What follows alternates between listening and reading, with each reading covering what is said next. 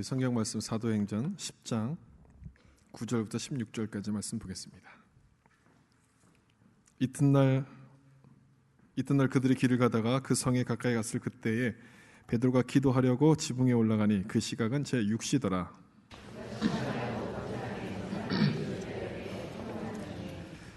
하늘이 열리며 한 그릇이 내려오는 것을 보니 큰 보자기 같고 내 귀를 메어 땅에 들이웠더라. 공중에 나는 것들이 또 소리가 있으되 베드로야 일어나 잡아먹으라 하거늘 주 그렇사옵나이다. 속되고 깨끗하지 않은 것을 내가 결코 먹지 아니하리라. 또 두 번째 소리가 있으되 하나님께서 깨끗하게 하신 것을 내가 속되다 하지 말라 하더라. 이런 일이 3번 있은 후 그 그릇이 곧 하늘로 올려져 가니라. 아멘. 오늘도 하나님의 은혜가 여러분 가운데 충만하시기를 예수님의 이름으로 축복합니다. 아멘. 편견을 깨뜨리는 은혜의 혁명이라는 제목으로 말씀을 나누겠습니다. 2007년도에 나온 영화 중에 밀양이라는 제목의 영화가 있습니다. 혹시 보신 분들도 있을지 모르겠습니다. 이 영화가 나온 다음에 많은 그리스도인들이 굉장히 불편해했습니다. 저도 이 영화를 보고 참 고민을 많이 했던 기억이 납니다. 이 영화의 내용이 신앙적으로 분명하게 설명하기에는 어려운 문제들을 지적하고 있기 때문에 그렇습니다. 그래서 어떤 분은 이 영화를 반기독교적인 영화다, 보지 말아야 된다 이렇게 말하는 분도 있었는데 저는 그렇게 생각하기보다는 이 영화가 말하고 있는 것은 우리 삶에서 일어나고 있는 문제에 대해서 분명하게 답을 주지 못하는 교회의 현실을 이 영화가 지적하고 있다고 생각을 합니다. 이 영화에 대한 이야기로 좀 시작을 하려고 하는데요. 줄거리를 간략히 설명드리면 이런 내용입니다. 30대 초반에 시내라는 여성이 유치원생 아들을 데리고 죽은 남편의 고향인 밀양으로 내려갑니다. 거기서 피아노 학원을 차리고 살림을 시작했는데 어느 날 아들이 유괴를 당하게 되죠. 유괴범이 요구하는 대로 돈을 주었지만 아들은 끝내 돌아오지 못하고 살해당하게 됩니다. 이 일로 삶의 소망을 잃어버린 채 힘들어하고 있던 시내는 부흥의 현수막을 보게 되고 교회를 찾아갑니다. 부흥회를 통해서 은혜를 받고 또 위로를 얻은 다음에 그 다음 날부터 열심히 교회를 다니기 시작하죠. 그러다 어느 날 시내는 놀라운 결정을 하게 됩니다. 자기 아들을 죽인 범인을 찾아가서 용서를 베풀겠다 이렇게 결정을 한 겁니다. 사람들이 막 말렸습니다. 좀 더 시간을 가져라, 좀 더 기다려라. 말리는 것에도 아랑곳하지 않고 교도소를 찾아가서 범인을 만나게 됩니다. 범인이 딱 앞에 있는 걸 보면서 용기를 내서 이렇게 말하죠. 하나님의 사랑으로 당신을 용서하러 왔습니다. 이렇게 이야기를 했습니다. 그러자 범인 박도섭이 이렇게 말합니다. 자기도 교도소에서 하나님을 만나서 그동안 지은 모든 죄를 다 용서받았습니다. 너무나 평온한 얼굴로 이렇게 이야기를 하는 겁니다. 예상하지 못한 그런 이야기를 듣게 된 시내는 당황해서 어쩔 줄을 몰라 하다가 기절해버리고 맙니다. 그 후로 시내는 하나님을 대적하는 사람으로 달라졌습니다. 교회에서 드리는 야외 집회를 방해하고요, 그다음에 교회 장로님을 유혹하는 그런 모습으로 달라지면서 하나님과의 투쟁을 하기 시작합니다. 이런 내용의 영화입니다. 이 영화는 이청준 씨의 소설 벌레 이야기를 각색한 영화입니다. 이청준 씨가 이 소설을 쓸 때 이런 목적을 갖고 썼다고 합니다. 기독교가 말하는 값싼 용서를 비판하기 위해서 이 책을 썼다 이렇게 얘기를 했습니다. 아무리 큰 잘못을 저질렀어도 회개하면 다 용서받는다. 그렇게 말하면서 남이야 어떻든 간에 자기만 마음 편하게 살고 있는 기독교인들, 이들에게 이 의의를 제기하기 위해서 이 글을 썼다라고 이야기를 하는 겁니다. 영화 속에 나오는 시내가 범인이 하나님께 용서받아서 평안하게 살고 있다는 그 말 속에서 충격을 받는 장면이 바로 그 문제를 제기해주는 그런 모습이죠.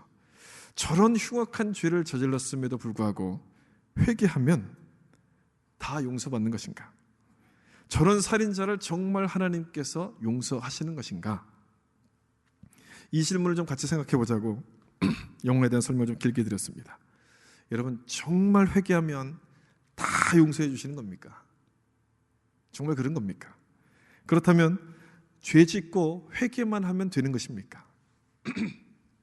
그렇게 말할 수 있는 건 아니겠습니까? 세상 사람들은 이런 생각을 하면서 죄인도 용서하시는 하나님의 은혜를 값싼 용서라고 비판을 합니다. 우리는 이 점에 대해서 우리가 가진 입장이 무엇인가를 좀 분명하게 정리해야 될 필요가 있어요. 성경이 말씀하고 있는 것이 무슨 뜻인가, 이 부분을 분명하게 생각해 보자는 겁니다. 두 가지 질문을 좀 드릴 겁니다. 여러분, 이 질문에 대해서 답을 한번 생각해 보십시오. 첫 번째 질문은 누가 죄인인가 하는 겁니다. 자기 아들을 잃어버린 시내와 그 아들을 죽인 범인 중에서 누가 죄인입니까? 아들을 죽인 범인은 당연히 살인자니까 죄인일 수밖에 없죠. 그러면 아들을 잃어버린 시내, 이 사람은 죄인입니까? 아닙니까? 성경대로 대답을 한다면 성경에는 모든 사람이 죄를 범하였으며 하나님의 영광에 이르지 못하였다, 이렇게 말씀하니까 그런 말씀에 비추어 보면 시내 역시도 피해자이지만 죄인이라고 할 수 있죠. 죄인입니다. 그럼 두 번째 질문, 두 사람이 다 죄인이라면 하나님은 누구를 더 사랑하실 것인가? 여러분 어떻게 생각하십니까? 금방 답이 안 나오죠. 좀 어려운 질문입니다. 생각이 필요한 질문이에요. 우린 이런 질문을 만나면 이렇게 대답하고 싶어요. 아무리 하나님이 사랑이 많으시다고 할지라도 그런 나쁜 놈을 사랑하시면 안 되지요. 저런 사람을 용서하시면 안 되지요. 우리는 이렇게 말을 하고 싶어 합니다. 이 문제가 나의 문제가 아니라서 그렇지, 정말 이 문제가 내 문제라면 우리는 이렇게 얘기할 거예요. 저 사람은 절대로 용서하면 안 됩니다. 그런데 여러분, 여기에는 중요한 한 가지 사실을 우리가 빼먹고 있습니다. 우리가 안 된다고 하는 일이 정말 일어나지 않는다면 복음이라는 것은 불가능하다는 거예요. 복음이라는 것은 이루어질 수 없다는 거예요.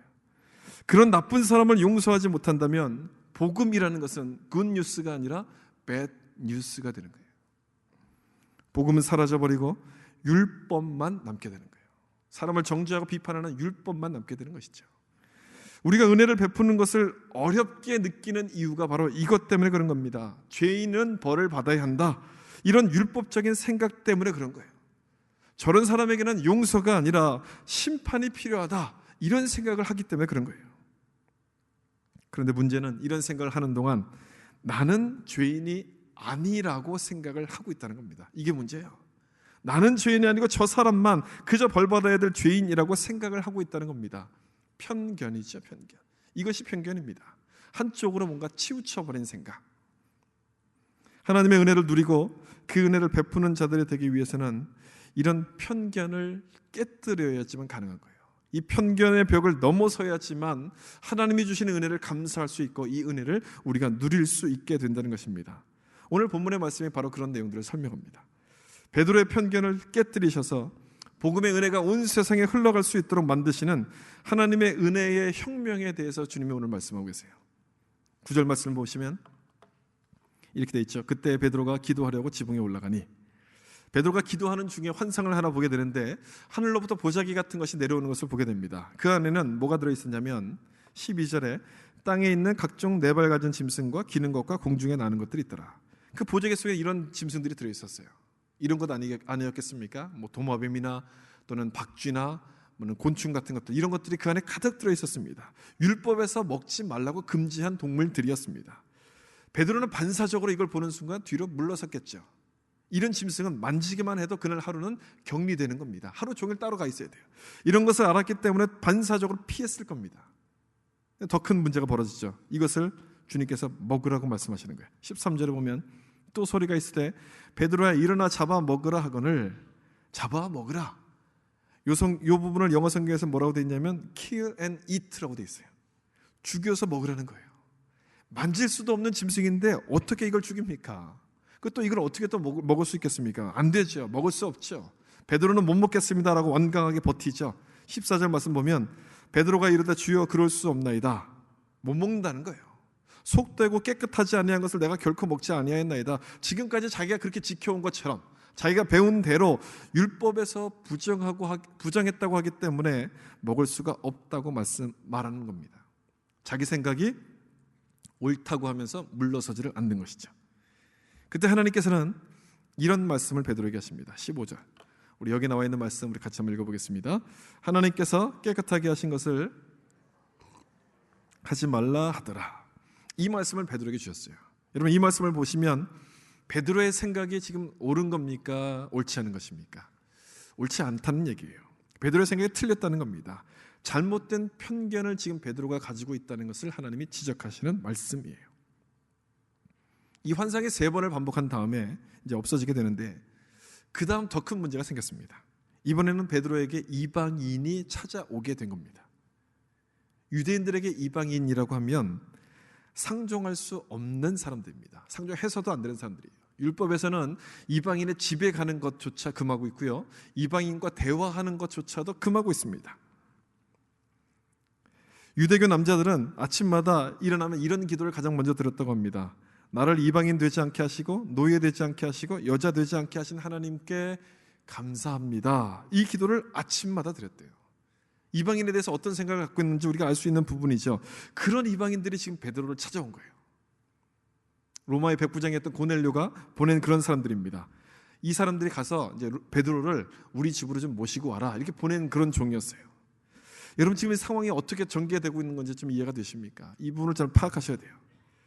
지금 이방인에 대한 이 이방인들, 유대인으로서 이방인의 집에 가면 안 되는데 이제 지금 베드로가 거절할 수 없는 그런 상황이 만들어져 지금 가고 있는 겁니다. 왜 거절하지 못합니까? 조금 전에 환상을 보았잖아요. 이상한 환상 3번을 보지 않았습니까? 그리고 이들이 찾아오기 전에 성령께서 베드로에게 말씀하신 것이 있었어요.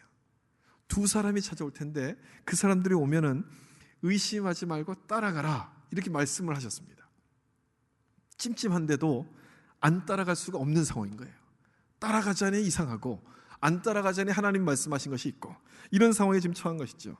그래서 오늘 10장 28절에 보면 이르되 유대인으로서 이방인과 교제하며 가까이 하는 것이 위법인 줄은 너희도 알거니와 내가 좀 가면 안 되는데 이런 얘기죠. 나는 정말 갈 수가 없는데 하나님이 내게 지시하사 아무도 속되다 하거나 깨끗하지 않다 하지 말라 하시기로.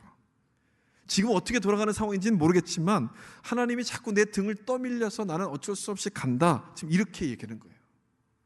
베드로 자신도 지금 어떤 일이 벌어지는지 모르는, 이해할 수 없는 은혜의 혁명이 지금 진행이 되어 가고 있는 겁니다. 그렇게 해서 고넬료의 집으로 가게 되고 이 고넬료의 집에서 베드로는 하나님께서 행하시는 놀라운 역사를 보게 됩니다. 베드로가 설교를 하는 중에 성령께서 고넬료 가정 가운데 임하게 되는 것을 보게 되는 거예요. 10장 45절 베드로와 함께 온 할례받은 신자들이 이방인들에게도 성령 부어주심으로 말미암아 놀라니. 끝부분에 놀랐다고 되어 있죠. 왜 놀랐겠습니까? 유대인에게만 성령을 주시는 줄 알았어요. 그런데 이방인에게도 성령을 주시는 거예요. 유대인들은 이방인을 사람이라고 생각하지 않았습니다. 그런데 그 사람들에게도 성령 주시는 것을 보고서 놀란 거예요. 깜짝 놀란 거예요. 이제서야 하나님이 보여주신 환상의 뜻이 무엇인지를 깨달아가기 시작하는 거예요. 부정한 짐승을 보여주시면서 이것을 먹으라고 하셨던 그 주님의 말씀이 무엇인지가 깨달아지기 시작한 겁니다. 이 사건을 계기로 초대교회 안에도 변화가 일어나기 시작합니다. 이방인을 멸시하고 이방인을 멀리했던 이 사람들이 이방인도 하나님이 사랑하신다는 사실을 받아들이기 시작했어요. 이방인도 하나님이 사랑하신다, 이 사실을 받아들인 겁니다. 편견이 깨지는 거예요. 그동안 복음을 가로막고 있던 이 유대인들의 편견이 깨지게 되면서 복음이 이방인들에게로 물밀듯이 이렇게 전파되게 되는 그런 시작점이 된 겁니다. 그야말로 은혜의 혁명이 일어나는 순간이죠.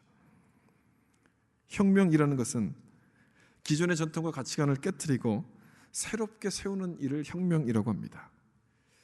기존의 전통과 가치관, 구약의 율법이죠. 이 구약의 율법은 죄인은 하나님께 갈 수 없다는 원칙을 말합니다.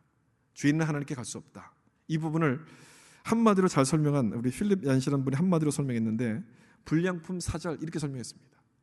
구약에 나오는 모든 율법은 한마디로 불량품 사절입니다. 죄인은 하나님께 못 간다는 것이죠. 그런데 이것을 예수님께서 그 원칙을 뛰어넘으셔서 죄인도 하나님께 나아갈 수 있는 길을 열어주시게 된 거예요. 우리는 죄인이고 우리는 불량품이지만 그럼에도 하나님이 우리를 사랑하신다, 이것을, 이 은혜의 혁명을 주님께서 완성해 놓으신 거예요. 하나님의 은혜는 베드로의 편견을 깨뜨려서 이방인에게도 복음이 전해질 수 있는 그 통로를 열어 놓으셨습니다. 그들도 하나님이 사랑하시는 자들, 그들도 하나님이 사랑하신다는 것을 알게 하셔서 이 복음의 은혜를 나눌 수 있도록 만드신 겁니다. 만약 베드로가 그 편견을 끝까지 버리지 않고 붙들었다면 고넬료에게 전해졌던 은혜의 혁명은 일어나지 않았을지도 모릅니다. 그래서 오늘 말씀은 우리에게 은혜 받은 자로서 살기 위해서는 우리 안에 있는 편견을 버려야 될 것을 말씀하는 겁니다. 우리가 은혜 받은 자로서 세상에 살기 위해서는 내 안에 있는 편견을 버려야 된다, 이거를 말씀하는 것이죠. 어떤 편견을 버려야 되겠습니까? 우리 속에 있는 편견이 무엇입니까? 두 가지를 좀 나눠서 살펴볼 텐데요. 하나는, 첫 번째는 나에 대한 편견이죠. 나에 대한 편견을 버려야 됩니다. 은혜를 받으면 자기가 누군지를 알게 되죠. 나는 유대인이 아니라 이방인이라는 사실을 알게 됩니다. 이 베드로가 본 환상 속에서 보자기 속에 담겨있던 이 부정한 짐승이 바로 나라는 것을 깨닫게 되는 겁니다. 이것이 은혜 받은 사람의 증거예요. 내가 열심히 교회를 다녀서 구원을 받았고 내가 열심히 믿어서 복을 받았다라고 알고 있다면 그 사람은 은혜를 아직 모르는 사람입니다. 은혜 받은 사람은 그렇게 이야기하지 않아요. 여러분, 우리는 그런 사람들이 아니지 않습니까? 하나님께 가까이 갈 수도 없고 죄 속에서 살다가 그냥 죄 속에서 심판을 받아서 멸망할 사람들 아닙니까? 그런 우리들인데 예수님께서 십자가를 통해서 죄를 다 용서해 주시고 정결케 하셔서 하나님의 자녀가 될 수 있는 은혜를 베풀어 주신 겁니다. 그 은혜로 말미암아 우리가 이 자리에서 예배를 드릴 수가 있게 된 거예요. 그래서 은혜를 깨닫는 사람은, 은혜를 받은 사람은 내가 누구인지를 아는 겁니다. 내가 원래 착해서 하나님이 구원해 주신 것이 아니고 내가 원래 잘나서 구원받은 것이 아니라는 것을 확실히 알게 되는 거예요. 이것이 은혜 받은 사람의 증거예요. 여러분, 만약에 이런 생각 해보신 적 있는지 모르겠지만 만약에 우리가 살고 있는 이 시대가 구약 시대였다면 어떤 일이 벌어졌을까? 우리가 살고 있는 지금 이 시대가 구약 시대였다면 우린 지금처럼 편하게 예배를 드릴 수 없었을 겁니다. 여러분, 얼마나 편하게 예배를 드리고 있어요. 너무 편해서 이렇게 눈도 감기시는데 좀 이렇게 그래도 눈은 감지 마시고요. 좀 얼마나 편하게 우리가 예배를 드려요. 근데 구약 시대였다면 예배는 꿈도 꿀 수 없어요. 하나님의 이름을 부를 수도 없습니다. 그리고 이방인인 우리는 성전에 들어갈 수도 없어요.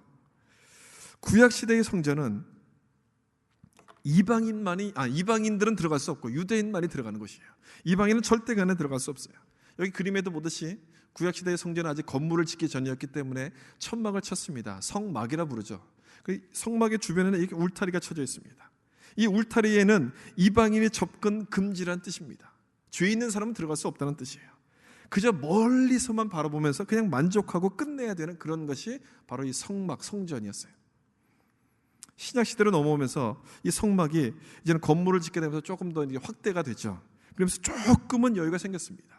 이 그림에도 보듯이 이 바깥쪽에 있는 부분, 이 바깥쪽에 있는 부분에는까지는 이방인이 들어갈 수 있어요. 이방인의 뜰이라고 불리는 그런 것이에요. 이방인의 뜰이 만들어지긴 했지만 여전히 본당 안에는 꿈도 꿀 수 없어요. 본당엔 들어갈 수도 없고 그저 그냥 마당만 밟은 것으로 만족하고 그냥 돌아갔어야 되는 겁니다. 저 안에 그 마당 말고 그 안쪽에 이렇게 테두리로 돼 있지 않습니까? 이 성전 같은 곳, 그 안에 들어가는 문 입구에는 이런 간판이 붙어 있다고 합니다. 들어오다가 잡힌 이방인은 죽을 것이다. 딱 그렇게 붙어 있대요. 얼마나 무시무시합니까? 성전의 구조는 하나님과 사람을 분리시키는 구조였습니다. 그리고 사람 중에서도 유대인과 이방인을 또 분리해내는 구조였습니다. 좋게 말하면 분리고요, 정확하게 말하면 가로막는 겁니다. 너는 못 들어온다, 너는 들어와도 된다, 이렇게 가로막는 그런 구조였어요. 율법이라는 것은 짐승만 나누는 것이 아닙니다. 정한 것과 부정한 것을 나누는 것이 아니라 사람도 정한 것과 부정한 사람들을 그렇게 구분해요. 몸에 병이 있거나 또는 부정한 시체를 만진 사람들은 하나님 앞에 갈 수 없다라고 딱 그렇게 가로막고 선을 그어 놓았습니다. 이것이 율법이죠. 이렇게 죄인을 멀리하고 거부하는 것이 율법의 특징인데 이 특징이 성전의 구조 속에 그대로 나타나 있는 거예요. 이런 때에 예수님께서 오시게 되죠. 자기들이 유대인이라는 것을 특권처럼 생각하면서 이방인을 막 멸시하고 율법 지키는 것을 자랑하고 있던 그때에 예수님께서 딱 이 세상에 오십니다. 예수님께서 오셔서 하신 일이 뭡니까? 사람들이 막 그렇게 율법을 지키고 있을 때 예수님은 율법과는 전혀 거리가 먼 일들을 하기 시작합니다. 유대인들이 부정하다고 생각하는 그 일들만을 골라서 하셨어요. 유대인들이 절대 만날 수 없는 멀리하던 세리와 죄인을 만나셨고요. 그리고 그들과 함께 식사를 하셨습니다. 얼마나 자주 만나셨는지 예수님의 별명 여러분 뭔지 아시죠? 죄인의 친구 이렇게 돼 있어요. 얼마나 자주 만나셨으면 죄인의 친구로 불렀겠어요. 또 예수님은 유대인들이 가지 않는 곳을 찾아가셨습니다. 사마리아. 유대인들로서는 절대 그곳을 지나갈 수 없는 곳입니다. 그곳을 사마리아를 가지 않고 이렇게 디귿자로 돌아서 이렇게 가게 돼요. 절대 지나갈 수 없는 곳이에요. 왜냐하면 그곳에 있는 사람들은 이방인들과 피가 섞인 사람들이기 때문에 상종해서는 안 되는 사람들이에요. 그런데 예수님은 그곳을 일부러 찾아가시죠. 수가란 성에 가셔서 한 여인을 만나시고 그 여인에게 예수님이 메시아라는 사실을 깨닫도록 알려주십니다. 그것뿐이 아니죠. 예수님께서 병든 사람을 고쳐주실 때 병자들을 직접 만지시고 그들을 위해서 기도해 주셨어요. 율법에 따르면 병든 사람을 만지면 부정하다고 격리될 수밖에 없는데 예수님은 그것에 대해서 아랑곳하지 않으시고 그들을 직접 이렇게 만져주시면서 그들을 고쳐주셨어요. 유대인들이 볼 때는 기가 찰 노릇이죠. 유대인들이 볼 때는 예수님의 행동이 도무지 이해할 수 없는 행동이에요. 왜 저러냐? 왜 저렇게 일을 하냐? 도무지 이해가 안 되는 거예요. 그럼에도 불구하고 예수님은 그 일들을 하셨어요. 내가 하는 일을 좀 너희들이 이해했으면 좋겠다 이런 마음을 가지고 이 일들을 하신 것이죠. 속으로 아마 이런 노래를 부르시면서 하셨을 거예요. 알란가 몰라 이러면서 막 이렇게 하셨을 거예요. 왜 이렇게 좀 웃으시는 분은 그래도 문화적으로 좀 이렇게 누리시는 분들이고 모르시는 분은 아직 모르시는군요. 강남스타일의 대를 이어서 이렇게 나온 히트곡 아닙니까? 알란가 몰라. 주님의 마음이 얼마나 답답하셨겠습니까? 너희들이 내 속마음을 좀 알았으면 좋겠다. 왜 주님께서 이렇게 하셨습니까? 율법이 부정하다고 말하는 이 사람도 하나님이 사랑하신다는 것을 보여주시려는 거예요. 이 사람도 하나님이 사랑하는 사람이다. 이걸 보여주시려고 그렇게 행동하신 거예요. 그 일의 절정이 성전에서 장사하는 자들을 내쫓기 위해서 채찍을 휘두르셨던 사건이었습니다. 성전의 구조, 제가 조금 전에 말씀드린 것처럼 그 자체로서 부정한 것을 가로막는, 잘라내는, 너는 못 들어와 이렇게 잘라내는 그런 율법적인 특징을 보여주는 것이 바로 이 성전의 구조죠. 그런데 주님께서 이 안에 들어가셔서 채찍을 휘두르셨어요. 무슨 뜻이겠습니까? 주님께서 채찍을 휘두르시면서 잘못된 사람들을 쫓아냈다는 것은 이 율법으로 말미암아 성전에 들어와야 될 사람이 들어오지 못하는 것을 내가 용서할 수 없다, 그런 뜻이었어요. 이 율법 때문에 사람이 들어오지 못하도록 가로막는 그런 일들은 더 이상 일어나서는 안 된다. 그것을 행동으로 주님께서 보여주신 거예요. 채찍을 휘두르시면서 주님이 뭐라고 말씀하셨습니까? 내 집은 만민이 기도하는 집이다, 이렇게 말씀하시죠. 유대인이 기도하는 집이라 이렇게 말씀하지 않았어요. 만민이 기도하는 집, 모든 사람들이 들어와서 하나님을 만나는 곳으로 만드셔야 된다는 그런 은혜의 혁명을 예고하시는 말씀이에요. 그리고 그 말씀처럼 정말 주님께서 이루시죠. 율법을 뛰어넘는 새로운 원리를 완성하셨습니다. 그 말씀은 요한복음 1장 12절 말씀이에요. 우리 이 말씀 같이 한번 읽겠습니다. 영접하는 자 곧 하나님의 자녀가 되는 권세를 주셨으니 아멘. 이방인이나 유대인을 구별하지 않고 정한 자나 부정한 자를 나누지 않고 그들을 가로막지 않고 모든 사람을 하나님이 받아주신다는 은혜의 원리를 설명하는 말씀이에요. 누구든지 와도 하나님이 너희를 받아주시겠다, 이것을 설명하시는 말씀이에요. 율법에 비하면 혁명적인 것 아닙니까? 율법에 비교가 안 되죠. 가히 혁명적인 말씀이에요. 율법은 기준 미달인 사람, 자격 미달인 사람들을 다 잘라내는 거예요. 너는 들어갈 수 없다, 갈 수 없다, 다 잘라내지만 예수님은 그들의 부족함을 다시 채워주셔서, 메꿔주셔서 하나님의 자녀가 될 수 있도록 은혜를 베풀어 주시는 거예요.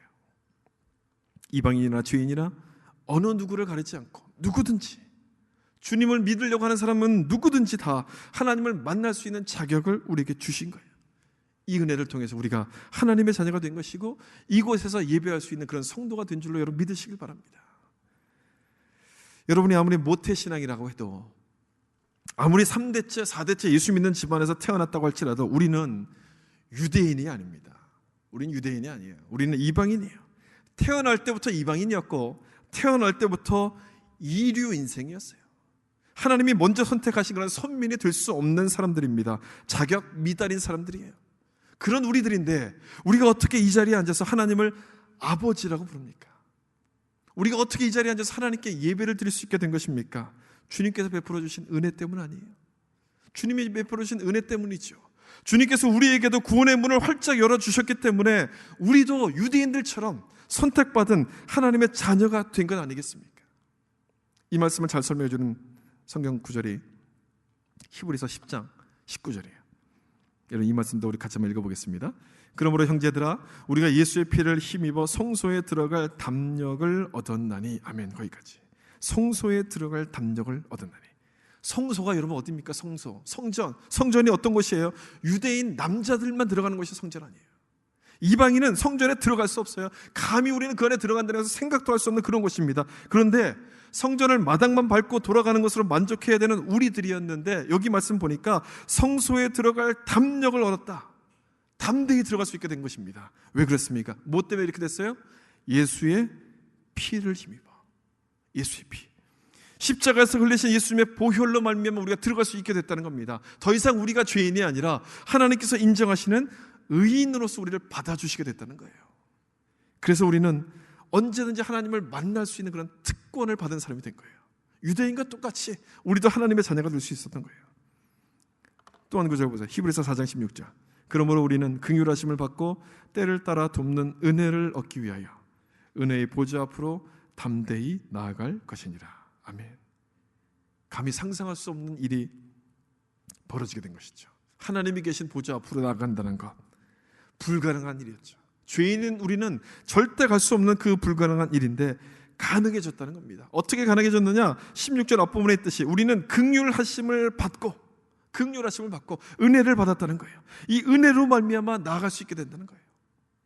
끝부분에 나와 있는 은혜의 보좌 앞으로 담대히 나아간다는 것은 하나님께서 우리를 더 이상 율법으로 대하지 않고 이제는 은혜로 대하신다는 말씀이에요. 잘못했을지라도 율법으로 책망하시거나 너는 천국에 들어올 수 없어 잘라내시는 것이 아니라 은혜로 이해해 주시고 사랑해 주신다는 그 말씀이에요. 우리의 부족함에도 불구하고, 우리의 미련함에도 불구하고 하나님께 담대히 나아갈 수 있는 것은 주님께서 베풀어 주신 이 은혜 때문인 것을 여러분 믿으시길 바랍니다. 그래서 사도 바울은 이 은혜를 감사하면서 이렇게 고백하죠. 고린도전서 15장 10절, 우리 여기 기록된 부분까지만 우리 같이 한번 읽어보겠습니다. 그러나 나의 나 된 것은 하나님의 은혜로 된 것이니. 나의 나 된 것은 하나님의 은혜로 된 것이니. 이 말씀을 읽을 때 아무 감동이 없다면 여러분 정말 기도하셔야 돼요. 하나님, 나에게도 저 말씀이 어떤 것인지 깨달아지는 은혜를 주세요. 기도하셔야 돼요. 이 고백은 은혜를 깨닫는 사람만이 할 수 있는 고백이에요. 나는 하나님께 갈 수 없는 죄인인데, 나는 하나님 앞에 도저히 갈 수 없는 죄인인데, 그럼에도 하나님이 나를 찾아오셔서, 내가 갈 수 없으니까 하나님이 나를 찾아오셔서 나를 구원해 주셨구나, 이 은혜가 깨달아지고 나에 대한 편견이 깨지게 될 때 이 고백이 우리 입에서부터 나오게 되는 거예요. 이 말씀을 기억하시면서 나에 대한 편견을 버리시고 주님의 은혜 가운데 감사하시는 여러분들 되시기를 예수님의 이름으로 축복합니다. 두 번째 생각해 볼 것은 남에 대한 편견이죠. 남에 대한 편견을 버려야 됩니다. 한번 여러분 따라해 보시겠습니까? 남에 대한 편견을 버리라. 하나님의 은혜는 먼저 나를 보게 한 다음 그리고 남을 보게 합니다. 상대방을 바라보는 시각을 바꾸게 이렇게 만드는 겁니다. 특별히 나와 다른 사람들, 특별히 나와 정반대 스타일을 가진 사람에 대한 시각을 바꾸게 만드시죠. 이것이 은혜 받은 증거였어요.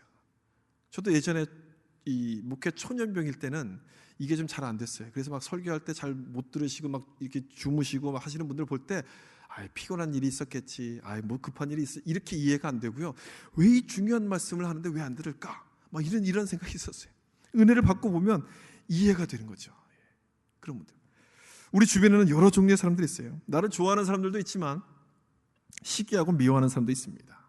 나를 좋아하는 사람들에 대해서는 아무 문제 없습니다. 그들과 이야기하고 그들을 만나는 것에 대해서 전혀 문제가 없지만 나에게 대해서 호감을 갖지 않는 사람들, 이 사람들이 좀 문제죠. 그 사람들하고 친하게 지내는 것이 참 어렵습니다. 그런 사람을 은혜로 맞아준다, 잘 안 되는 일이에요. 굉장히 어려운 일입니다. 그러나 오늘 말씀에서 본 것처럼 하나님의 은혜는 이 문제를 우리가 피하지 말고 맞서도록 우리를 몰아갑니다. 맞서도록 만들어요.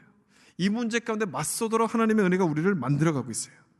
저 사람에 대한 나의 편견을 은혜로 넘어가라, 은혜로 뛰어넘으라, 이렇게 우리 가운데 요구하신다는 것입니다. 베드로가 이방인 고넬료를 찾아가는 것은 결코 쉬운 문제가 아니었습니다. 하나님이 말씀하셨으니까 그냥 갔겠죠. 여러분, 그 정도로 그렇게 쉬운 문제가 아니었어요. 이방인들은 유대인이 생각할 때 100% 자기들과 다른 사람들입니다. 화성에서 온 사람 같은 그런 사람들이에요. 우리는 금성에서 왔으면 저 사람도 화성에서 온 사람, 절대 상종할 수 없는 그런 사람들이었어요.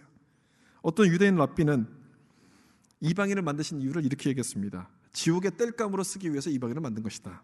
그 정도로 이방인에 대한 편견이 심했어요. 그런 편견을 버리고서 이방인을 찾아간다는 것은 아주 어려운 일이죠. 불가능한 일입니다. 그러나 하나님은 그 일을 하도록 베드로를 만드셨어요. 엄청난 방법을 동원하셔서 이 베드로의 편견을 깨뜨리셔서 그리고 고넬료와 만나도록 하십니다. 이 과정을 보면, 이 사도행전 10장에 나오는 그 모든 전체적인 과정들을 쭉 읽어보면 첩보 영화를 보는 것 같아요. 하나님께서 얼마나 세밀하게 작전을 짜시고 얼마나 세밀하게 진행하고 계신지 그것들을 볼 때마다 막 감탄을 하게 됩니다. 그러나 한편으로는 또 이런 생각도 들어요. 하나님께서 그렇게 수고하시지 말고 그냥 그 능력을 가지시고 베드로의 마음을 확 바꿔버리시면 그럼 훨씬 더 간단하지 않았을까, 이런 생각이 들어요. 여러분, 그렇지 않습니까? 천사를 보냈는데 베드로 쪽에도 보내고 또 고넬료 쪽에도 보내고 다 이렇게 이해시킨 다음에 서로 이렇게 만나게 하지 않습니까? 또 만나기 전에 베드로에게 성령을 통해서 또 말씀까지 해주시잖아요. 그렇게 복잡하게 하지 마시고 그냥 그 모든 능력을 베드로에게 딱 주셔서 베드로 마음을 이렇게 딱 바꿔버리면 훨씬 간단한 것 아닙니까? 그런데 하나님은 그렇게 간단한 방법 대신에 어려운 방법을 사용하세요. 베드로가 스스로 깨닫고서 편견을 버리도록 기다려주시는 어려운 방법을 사용하셨어요. 저는 본문을 읽을 때 이 점이 참 이상했습니다. 왜 하나님은 그 전능한 능력을 가지시고 이 쉬운 방법을 사용하지 않고 베드로의 마음이 변화될 때까지 기다리시는 어려운 방법을 택하셨을까? 여러분, 왜 그렇다고 생각하십니까? 뭐 때문이라고 생각하십니까? 우리가 직접 이 문제와 부딪히라는 겁니다. 하나님께서 원하시는 것은 우리가 직접 이 문제와 맞서 싸우기를 원하신다는 것을 말씀하는 거예요.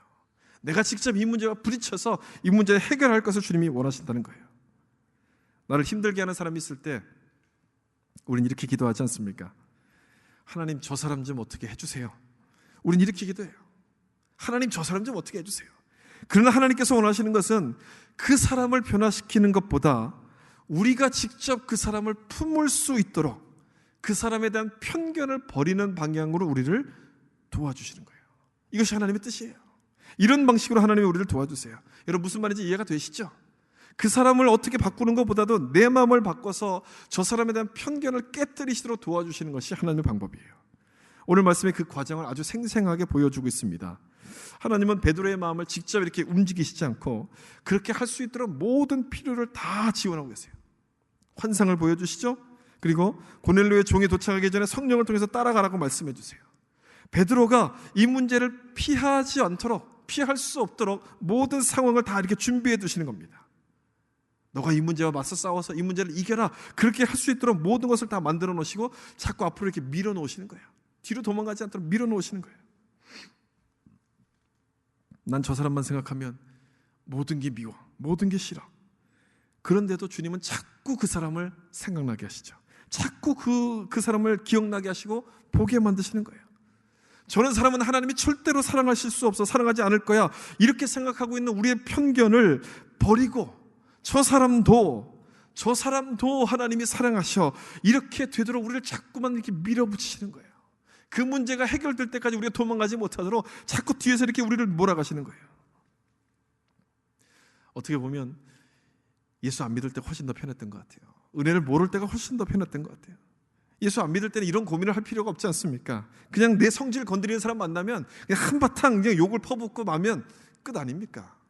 근데 예수를 믿고 나니까 지금은 주기도문 외울 때마다 이게 괴로운 거예요. 지난주에도 제가 말씀드렸잖아요. 우리가 우리에게 죄 지은 자를 사하여 준 것 같이, 그 다음 뭡니까? 우리 죄를 사하여 주옵시고. 이 가치가 딱 걸리는 거야. 여기에 딱 내가 용서하지 않으면 하나님의 용서도 나에게 임하지 않는다, 이 말이 딱 걸리는 거예요. 예수를 믿고 났더니 더 큰 고민이 생기는 거죠. 날 힘들게 하는 저 사람을 어떻게 내가 은혜를 베풀어야 될 것이냐, 이런 고민이 막 생기기 시작합니다. 한 번은 이런 일이 있었어요.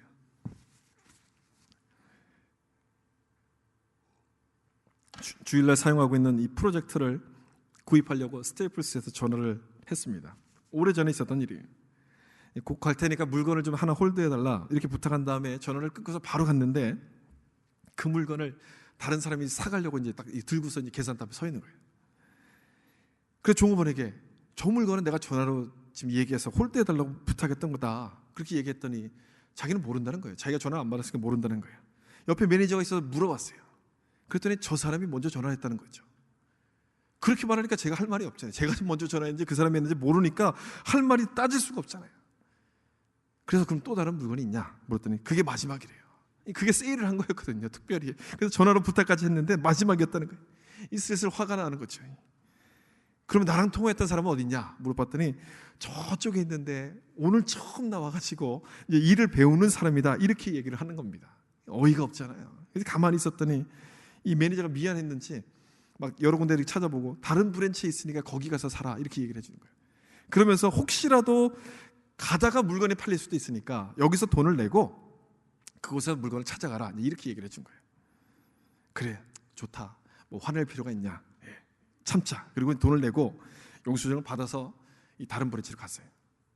그곳에 가서 영수증을 딱 보여주니까 또 문제가 생겼어요. 잘못된 영수증을 갖고 왔다는 거예요. 커스터머용 영수증을 가져와야 되는데 자기들이 보관하는 영수증을 제가 가져온 거예요. 회사 보관용을. 그러면서 이걸 가져왔으니까 저는 물건을 줄 수 없다고 딱 그렇게 얘기를 하는 거예요. 저야 뭐 주는 대로 가져왔지 뭐 제가 그걸 골라서 갖고 온 겁니까? 그런데 막 나한테 잘못한 것처럼 저한테 막 뭐라 그러는 거예요. 그러면서 영수증을 바꾸지 않으면 물건을 못 준다. 여러분 어떻게 하시겠습니까? 여러분 같으면 따져야 되지 않습니까? 따져야 되는데 영어로 하려니까 이게 화가 나고 영어로 나오려니까 안 나오는 거죠. 따질 수가 없어요. 말이 안 되게 참았어요. 참는 거예요. 제가 불쌍해 보였는지 물건을 주면서 그럼 오늘 안으로 영수증을 갖고 와라, 이렇게 얘기해 줬어요. 알았다고 다시 페이한 곳을 갔습니다. 누굴 찾았겠어요? 매니저를 찾았죠. 매니저를 찾아서 어떻게 일을 이렇게 하냐고 이제 막 머릿속으로는 이만큼 할 말을 생각했는데 한마디밖에 안 나오더라고요. 한마디 딱 이렇게 했어요. 그랬더니 이 매니저가 하는 말이 아무렇지도 않게 I'm sorry, 끝이에요. 그리고 너가 더 할 말 있으면 제너럴 매니저에게 얘기하라고 명함 한 장 주고 그냥 가버렸어요. 속에서는 화가 부글부글 끓죠. 어떡합니까? 그냥 나왔죠. 억울하고 분한 마음이 한동안 가시질 않는 거예요. 야, 이 사람들 인종을 차별하느냐? 아니면 영어 못하는 언어 장애인을 막 이렇게 괴롭히느냐? 별의별 생각이 막 다 드는 거예요. 이런 상황 속에서 상대방을 이해한다는 것 정말 어렵습니다. 저 사람 오늘 집에서 분명히 안 좋은 일이 있었을 거야.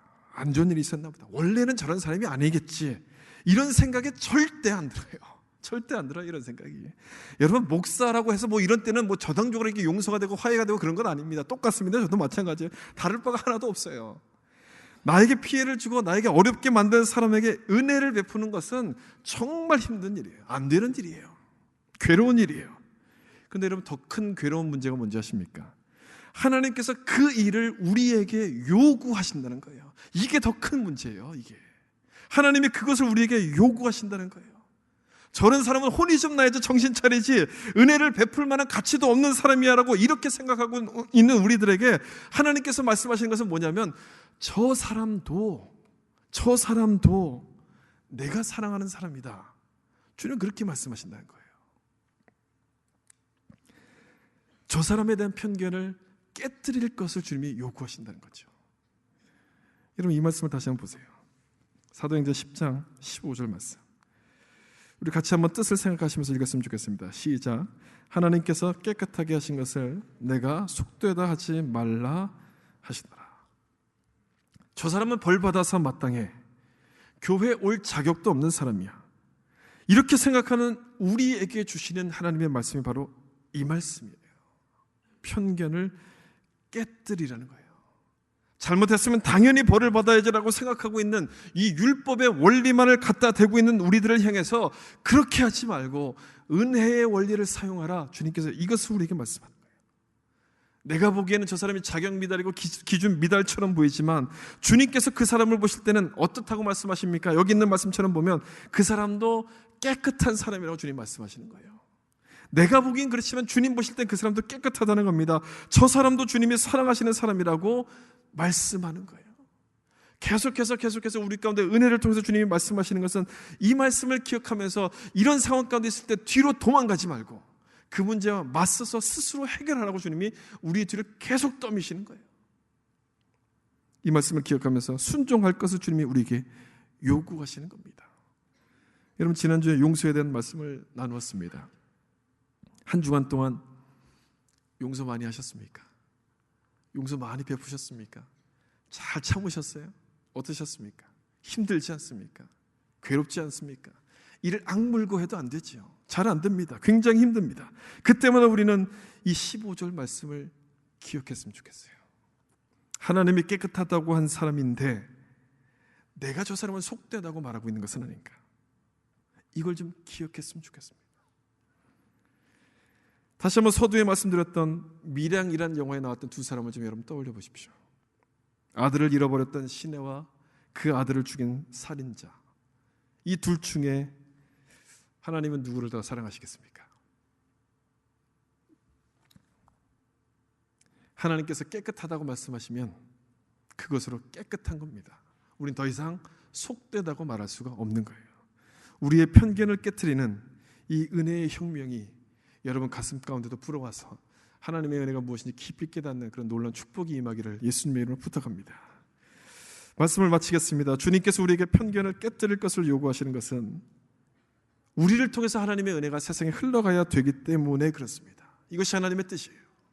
하나님께서 세상 가운데 직접 은혜를 주시는 것이 아니라 먼저 은혜 받은 우리를 통해서 하나님의 은혜를 흘려보내시는 것이기 때문에 이것을 요구하시는 것입니다. 그래서 고린도후서 말씀은 예수 믿는 우리를 가리켜서 그리스도의 향기라고 부릅니다.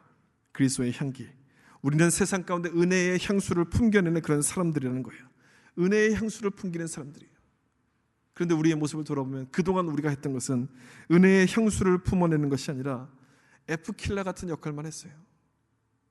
살충제, 벌레를 죽이는 살충제 같은 모습 아니었습니까? 잘못된 것만 보면 막 뿌려대면서 너 죽어라, 너 죽어라, 너 죽어라, 너 잘못했지, 너는 잘못된 거야, 막 약을 뿌려대면서 죽어라고만 했어요. 그래서 주님은 우리를 향해서 은혜의 향수가 되라고 말씀하세요.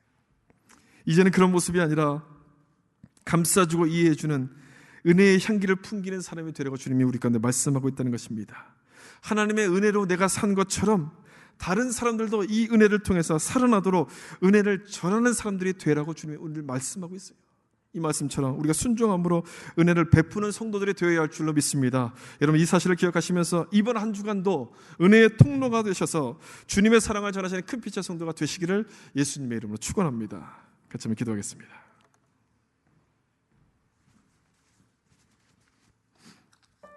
우리 말씀을 따라서 같이 한번 기도했으면 좋겠습니다. 하나님께서 깨끗하게 하신 것을 내가 속되다 하지 말라. 하나님이 정하다고 말씀하셨으면 정한 것입니다. 깨끗한 것입니다. 우리가 그 사람이 심판받아야 한다고 말할 수 있는 자격이 없습니다. 내가 하나님 되려고 하지 말고 그 모든 것은 하나님께 맡기고 우리는 하나님이 나에게 주신 사랑을 베풀고 그들을 품을 수 있는 사람이 되라고 주님이 말씀하시는 겁니다. 힘들죠? 안 됩니다. 이를 악물고 하려고 해도 할 수 없습니다. 주님이 은혜를 주셔야지만 할 수 있는 것입니다. 그래서 오늘 이 시간에 하나님의 은혜를 구하면서 하나님, 내가 이 은혜가 충만하게 내 마음 가운데 임하게 하셔서 정말 품을 수 없는 사람을 품게 하시고 그들도 감싸 안을 수 있는 은혜의 사람 되게 하여 주시옵소서. 은혜의 향기를 풍기는 사람 되게 하시옵소서. 에프킬라처럼 벌레를 죽이는 살충제가 되지 않게 하여 주시고 하나님의 은혜를 뿜어낼 수 있는 그런 거룩한 사람으로 나를 변화시키시고 만들어 주시옵소서. 우리 다 같이 한번 통성으로 기도하겠습니다. 아버지 하나님, 감사합니다. 아버지 하나님, 오늘 주신 말씀처럼 은혜의 향기를 뿜어내는 그런 사람 되게 하여 주시옵소서. 하나님, 내가 가진 편견들을 깨뜨리게 하여 주시옵소서. 나는 하나님 선택받을 만한 사람이 아닙니다. 나는 죄인이고 아버지 하나님의 자녀가 될 수 없는 사람이지만 하나님이 은혜를 베풀어 주셔서 하나님의 자녀로 삼아 주신 것 아니겠습니까? 나에 대한 편견을 깨뜨려 주시고 이제 다른 사람에 대한 편견도 깨지게 도와주시옵소서. 내가 그런 것처럼 다른 사람들에게도 하나님이 사랑을 베풀어 주시고 그들도 구원해 주신 것입니다. 하나님이 깨끗하게 하신 것을 내가 속되다고 말하고 있는 그런 어리석은 자들 되지 않게 하여 주시고, 그런 잘못된 죄를 범하지 않게 도와주시고, 아버지 말씀에 온전히 순종함으로 그들도 품게 하여 주시옵소서. 나를 통해서 은혜가 흘러가야 되는데 아버지 편견에 가로막혀 있지 않게 도와주시고, 은혜의 물결이 나를 통해서 흘러갈 수 있도록 내 모든 편견을 깨뜨려 주시고, 아버지 말씀 가운데 순종할 수 있는 그런 자가 되게 도와주시옵소서. 아버지, 우리를 먼저 구원하신 것은, 먼저 부르신 것은 이 사랑을 증거하라고 하는 우리를 부르셨습니다. 세상 사람들은 하나님의 은혜를 알지 못하기 때문에 값싼 용서라고 비판하고 있습니다. 그들을 향해서 하나님의 은혜가 용서가 무엇인지 보여주라고 우리 가운데 오늘도 말씀하고 있는 줄 아오니, 하나님 이 말씀이 우리 가슴을 울리게 하시고 우리 마음 가운데 다시 한번 새겨지게 도와주셔서 주의 말씀 앞에 온전히 엎드릴 수 있는 거룩한 하나님의 은혜의 성도들 되게 하시옵소서. 은혜가 충만한 성도들 되게 도와주시고 이 말씀대로 살아가는 귀한 성도들 될 수 있도록 아버지 하나님 도와주시옵소서. 한 주간도 이 말씀을 가지고 살아가려고 합니다. 하나님, 힘들 것입니다. 잘 안 될 것입니다. 넘어질 때도 있을 것입니다.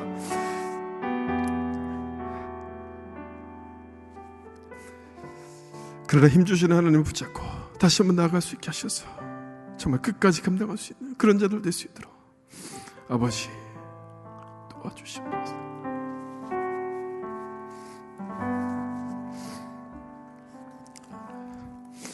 하나님 아버지, 감사합니다.